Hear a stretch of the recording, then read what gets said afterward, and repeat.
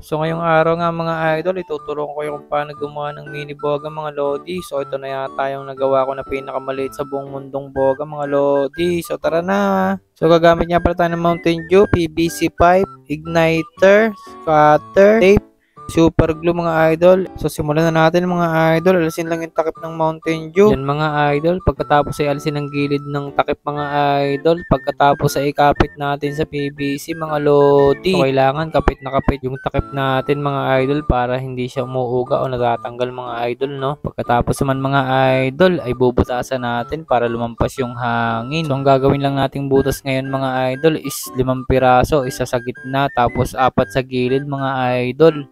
Ayan mga idol, kung nakikita nyo, dapat ganyan lang kalaki yung butas ng takip natin mga idol. Sunod natin gagawin mga idol, ikunin ng plastic bottle mga idol. Tapos puputulin natin yung pinakataas niya mga idol. So ayan, kung nakikita ninyo mga idol, dapat ganyan lang kahaba mga lodi, no. So ayan mga idol, pakita ko na rin sa inyo yung butas ng divider natin. Dapat ganyan lang kalaki yung butas mga idol. Pagkatapos mga idol, kakabit na natin yung plastic bottle na pinutol natin. Tapos didikitan lang natin ng super glue mga idol. Pagkatapos naman nating dikitan ng super glue mga idol, ay iinit natin gamit ang lighter para sumikip lalo yung ating plastic bottle mga idol, para kapit na kapit doon sa ating PVC mga lodi, para hindi siya tumalsik mga idol, no. Pagkatapos naman mga idol, ilalagyan natin ng tape para walang singaw at para safe na rin yung ating boga mga idol. Pagkatapos nating lagyan ng tape mga idol, ikunin natin yung takip ng plastic bottle tapos bubutasin natin para sa ating igniter mga idol.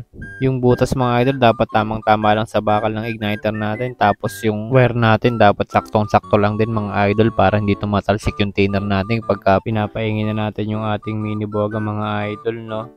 So ayan mga idol, kabit na natin yung igniter natin sa takip ng plastic bottle natin mga idol. So ayan mga idol, dapat hindi malayo yung wire dun sa bakal ng igniter natin kasi hindi siya magi-ignite mga idol kapag malayo mga idol, no. So ayan mga idol, testingin natin kung gumagana nga yung igniter natin. So ayan mga idol, kung nakita nyo naman gumagana yung igniter natin, and testingin na natin to mga idol. So yung mga idol, sa sound check na natin yung ating mini boga. Yan, napakaliit lang, oh. So lagyan, spray lang natin ng 3, 1, 2, 3. Tapos salugin lang natin. Ito na mga idol, sound check, and 1, 2, 3. Oh, maliit lang mga bossing. Ganyan naman, malupit, malakas. 1, 2, 3.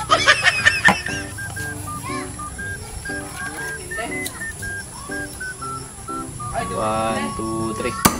Oh, nagpa-fire sa mga lodi pa. So 1, 2, 3. Uy. So hanggang dito na muna yung video natin, and sana nasundan yung tutorial natin. Maraming salamat, and please follow my page mga Idol Cabalao TV. So hanggang dito na muna yung video natin, and peace out.